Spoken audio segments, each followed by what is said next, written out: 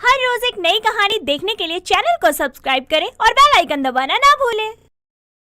पूरे गांव में ठंडी ठंडी हवा चल रही थी। ठंड इतनी ज्यादा बढ़ चुकी थी कि घर से बाहर तक निकलना बहुत मुश्किल हो रहा था। बाहर सूरज की रोशनी तक नहीं दिखाई दे रही थी। शरीर बस ठंड की वजह से बार बार कांप ही रहा था। लेकिन इस ठंड की मार से ज्यादा भी गरीब को उसकी गरीबी की मार लगती थी। ऐसे ही उमेश इतनी ठंड में काम पर जाने की तैयारी कर रहा होता है। तभी उसकी पत्नी अनीता उससे कहती है, इतनी ठंड हो रही है, एक तो बिस्तर भी इतना हल्का सा है, नींद भी अच्छे से ना आए ठंड की वजह से, और अब इतनी ठंड में बाहर काम पर जाएं, आपको ठंड लग जाएगी। आज रहने दो ना काम पर जाना। अरे कैसी बात कर रही हो? काम पर नहीं जाऊंगा तो घर कैसे चलेगा? अभी कम से कम हम थोड़ा बहुत खाकर पेट तो भर ही रहे हैं ना। काम पर ही नहीं जाऊंगा तो पेट कैसे पालेंगे हम? सुनिए ना, मैं क्या बोल रही हूँ कि हम एक बिस्तर ले लेते हैं। ये बिस्तर कितना ठंडा रहता है, ऐसा लगता है कि सारी ठंड इसी बिस्तर में आ रही है। ठंड में ठंडा बिस्तर अकड़न हो जाती है शरीर में। अगर पैसे होते तो मैं पहले ही ले आता ना। तुम तो जानती ही हो हमारे पास पैसों की कितनी ज्यादा तंगी चल रही है। एक एक पैसे जोड़ने पड़ते हैं, तब जाकर घर चलता है हमारा। हाँ, लेकिन जब हमारी तबीयत ही खराब हो जाएगी इस ठंडे बिस्तर पर तो क्या होगा? बाहर का तो पता ही है कितनी ठंड है, लेकिन हमें तो घर में भी राहत नहीं मिलती। अरे कोई बात नहीं, सर्दियां तो कुछ ही दिन की होती हैं, फिर तो गर्मियां आ ही जाएंगी। और गर्मियों में तो ठंडा बिस्तर ही आराम देगा, क्योंकि इतनी गर्मी में हमें ठंडक ही चाहिए होती है ना। आपको तो हर बात छोटी ही लगती है, बस किसी की तबीयत खराब ना हो, वरना 2 दिन की सर्दियां किसी खतरे से कम नहीं होती। बचाव करके रहना होता है।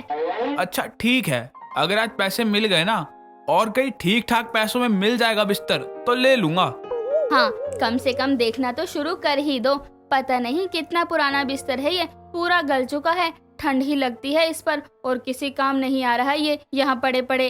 अनीता अपनी शिकायत लेकर बैठ जाती है और उमेश को अपने काम पर जाने के लिए काफी देर हो रही होती है, इसलिए वो चुपचाप चला जाता है। लेकिन अनीता की बात कहीं ना कहीं तो सही थी। ये बात उमेश को भी पता थी, लेकिन उमेश भी बेचारा क्या करता, उसका हाथ भी तंग था। पैसों की वजह से उसके ऊपर गरीबी की मार तो रोज ही पड़ रही थी, लेकिन इतनी ठंड भी अब उन्हें सिकोड़ रही थी। कई दिनों तक ऐसा ही चलता रहता है। कुछ दिनों बाद अनीता को चक्कर आ जाता है और वो गिर जाती है। तभी पड़ोस की शारदा उसे डॉक्टर के पास चेकअप करवा के लाती है और पता चलता है कि अनीता माँ बनने वाली है। उमेश के आने के बाद शारदा कहती है, उमेश बेटा बधाई हो, तुम्हारी बीवी माँ बनने वाली है, तुम्हारे घर मेहमान आने वाला है। क्या अनीता, सच में मैं पापा बनने वाला हूँ? हाँ, आज मुझे चक्कर आ गए थे, तब शारदा काकी मुझे डॉक्टर के पास ले गई थी। अच्छा हुआ शारदा काकी आ गई थी, कहीं कोई परेशानी हो जाती तो कम से कम आप थी तो अनीता के साथ। आपका बहुत शुक्रिया। एक मदद और चाहिए आपसे शारदा काकी। बेटा बताओ क्या मदद चाहिए? मैं तुम्हारी अपनी ही तो हूँ, मैं काम नहीं आऊंगी तो कौन आएगा? काकी, मैं काम की वजह से ना ज्यादातर घर से बाहर ही रहता हूँ, तो बस आप 1-2 बार चक्कर मार जाना घर में कि अनीता ठीक है या नहीं। आप अनीता का हाल चाल देखती रहोगी तो मुझे टेंशन भी नहीं होगी।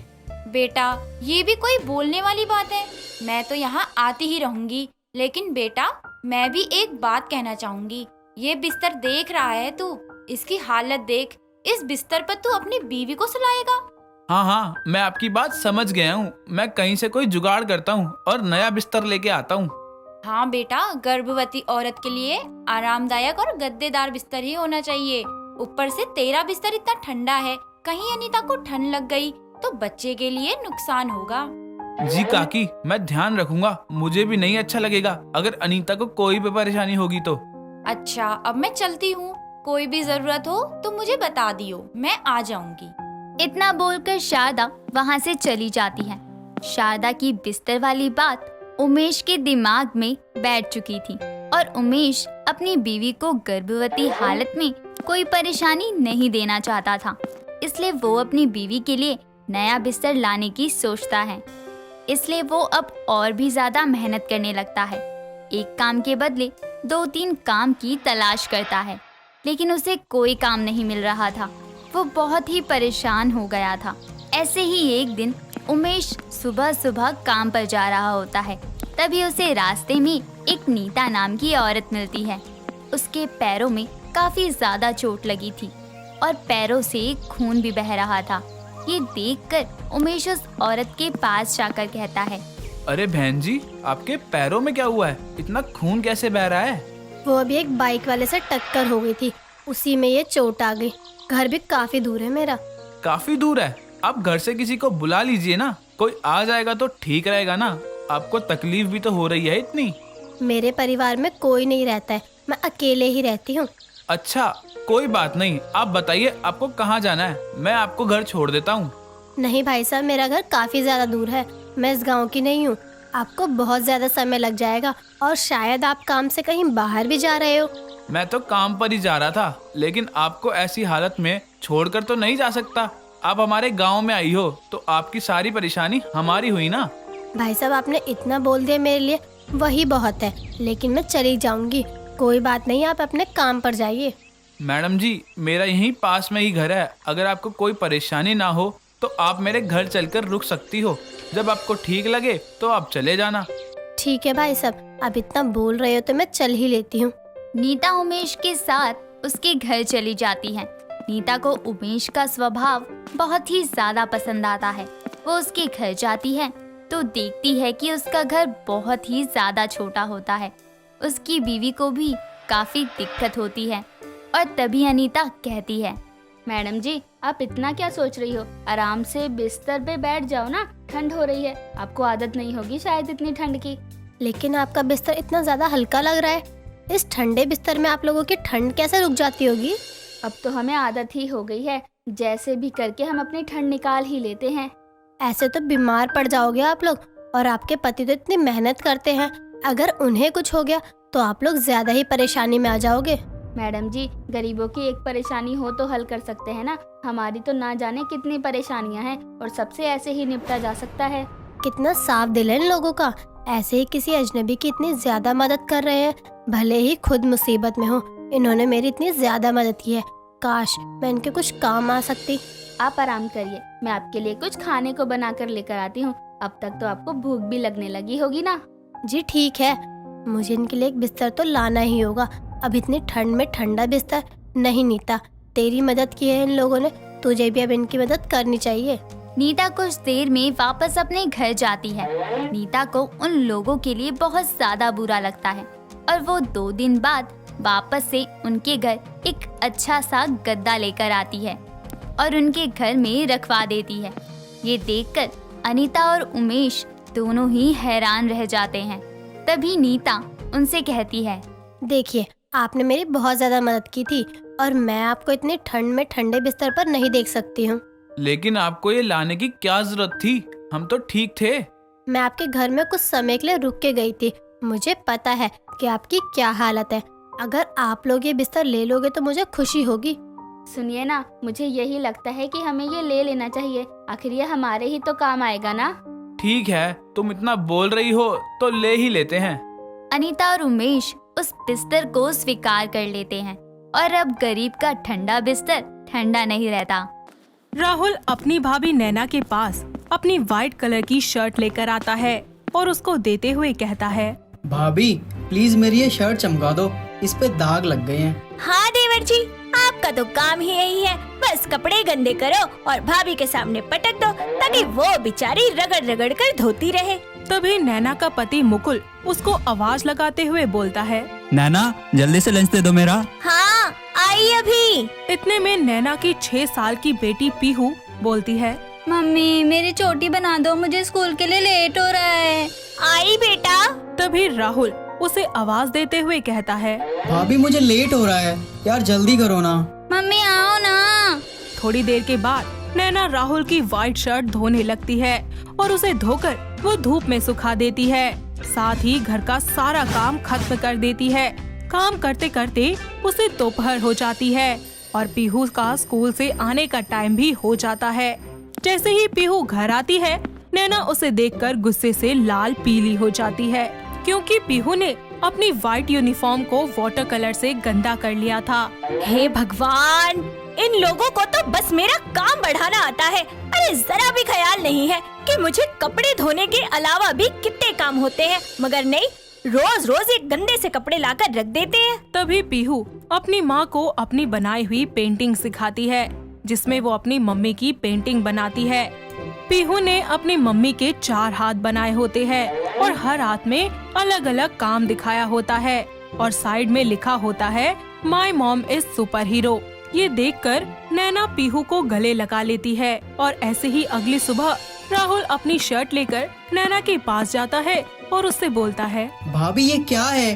बोला था अच्छे से धोना, मगर ये तो अभी भी सही से साफ नहीं हुई है। अरे सफेद से पीली हो गई। देखिए देवर जी, बात ऐसी है कि मैंने आपकी इस शर्ट को बहुत ही रगड़ रगड़ के साफ किया था। अब अगर दाग इतने पक्के हैं कि गए ही नहीं, तो इसमें मेरी क्या गलती है? ओ भाभी, अब मैं क्या पहन के जाऊंगा? तो आप ही बता दीजिए ना, मैं क्या करूं? आज तो दूसरी पहन कर जा रहा हूँ, मगर ये मुझे साफ चाहिए। और हाँ, 5 मिनट रुकिए, मैं अभी आया। राहुल घर के बगल वाली छोटी सी शॉप पर जाता है और वहाँ से सर्फ एक्सल लेकर आता है। घर आने के बाद वो नैना को सर्फ एक्सल देते हुए कहता है, भाभी ये लो, और अब इससे ही सारे कपड़े धोना। आपको खुद इसका रिजल्ट पता लग जाएगा। ऐसा भी क्या है इसमें देवर जी? अब मैं क्या बोलूं, आप खुद यूज करके देख लो एक बार। अच्छा ठीक है फिर। नैना सर्फ एक्सल से घर के सारे कपड़े धोकर धूप में सुखाने के लिए डाल देती है और शाम को जब वो छत पर जाती है तो सारे कपड़े उतार कर ले आती है और उनको प्रेस करके रख देती है। अगले दिन नैना राहुल को वो शर्ट लेकर देती है और राहुल शर्ट देखकर कहता है, वाह भाभी, ये हुई ना बात। देखिए कितना अच्छा लग रहा है अब। जी हाँ देवर जी, ये सर्फ एक्सल तो बड़े कमाल का सर्फ है। अब तो भाभी बस सर्फ एक्सल से ही करेंगी सारे काम। और नहीं तो क्या, जब इससे अच्छी सफाई मिलेगी तो इस्तेमाल तो करूँगी ना।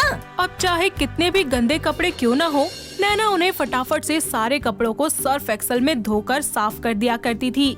चाहे वो राहुल की व्हाइट शर्ट हो या फिर पीहू की कलरफुल यूनिफॉर्म हो या फिर खाने के दाग लगे हुए कपड़े, नैना सबको चमका देती थी। धीरे धीरे नैना सर्फ एक्सल को घर के कामों में भी इस्तेमाल करने लगती है।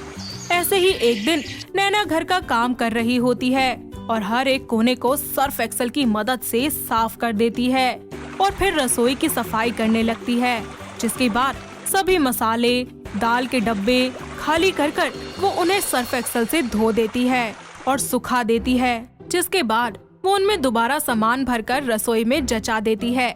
इसी बीच वो गलती से नमक के डब्बे में सर्फ और सर्फ के डब्बे में नमक डाल देती है और नमक को बाथरूम में और रसोई में सर्फ रख देती है। ऐसे ही कुछ दिन बाद नैना की सास मंजू अपनी बहन के घर से वापस आ जाती है और पूरी फैमिली एक साथ बैठी होती है। तभी नैना कहती है, आप सभी लोग कुछ ठंडा पीना चाहेंगे? हाँ हाँ, पिलाओगी तो क्यों नहीं पियेंगे। ठीक है फिर, आप सभी लोग ना 5 मिनट वेट करो, मैं जल्दी से सबके लिए ना ठंडी ठंडी मसाले वाली लस्सी बना कर लाती हूँ। तभी नैना रसोई में जाकर मसाले वाली लस्सी बनाती है और नमक की जगह उसमें सर्फ एक्सल डालकर ले आती है। जैसे ही सब लोग उसको पीते हैं, सभी के पेट में वाइब्रेशंस होती हैं और जैसे ही वो लोग कुछ बोलते हैं तो उनके मुंह से बुलबुले निकलना शुरू हो जाते हैं। ये देखकर नैना बहुत ही जोरों से हंसती है और फिर कहती है, अरे अरे ये क्या हो गया आप सबको?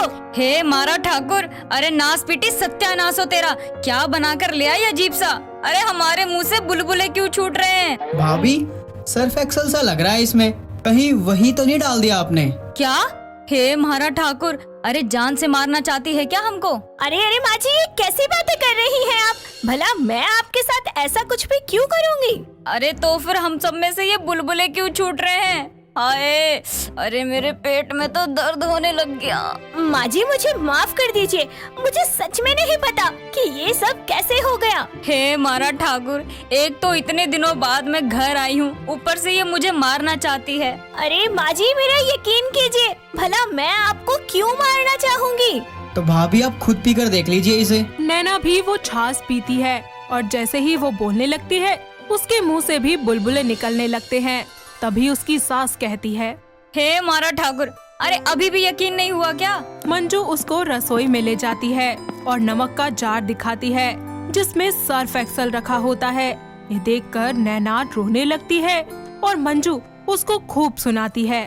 थोड़ी देर के बाद सभी लोग उल्टियाँ करने लगते हैं। किसी तरह मौका देखकर नैना डॉक्टर को फोन करके घर बुला लेती है। थोड़ी देर बाद जब डॉक्टर आते हैं तो सभी लोगों को कुछ कुछ दवाइयाँ देकर वहाँ से चले जाते हैं। ऐसे में नैना रोते हुए कहती है, माँ जी मुझे माफ कर दीजिए, ये सब मेरी गलती है। आज जो भी हुआ वो मेरी वजह से हुआ। आज पता है ना बहू कि कुछ भी हो सकता था। जल्दबाजी का काम बुरा ही होता है, इसीलिए काम को आराम से करती ताकि कोई गलती ना होती तेरे से। माँ जी मैंने तो बस यही सोचा था कि सब कुछ अच्छे से साफ कर दूंगी, लेकिन मुझसे बहुत बड़ी गलती हो गई। कोई बात नहीं भाभी, जो हुआ उसको भूल जाइए, मगर आगे से ध्यान रखना। हाँ नैना, नैना की आंखों में आंसू अच्छे नहीं लगते। अब जब गलती मेरी है तो रोना तो आएगा ही ना। अरे रोने से कुछ होता है क्या? हाँ, राहुल बिल्कुल सही कह रहा है। गलती पे रोने से अच्छा है कि हम उस गलती को दोबारा ना दोहराएं। यही सबसे बड़ा सबक है। सॉरी माँ जी, लेकिन अब से मैं कभी भी ऐसी कोई गलती नहीं करूँगी। नैना रसोई में जाकर जार से सर्फ एक्सेल को निकालकर अलग कर देती है और दूसरे जार में ध्यान से नमक रख देती है।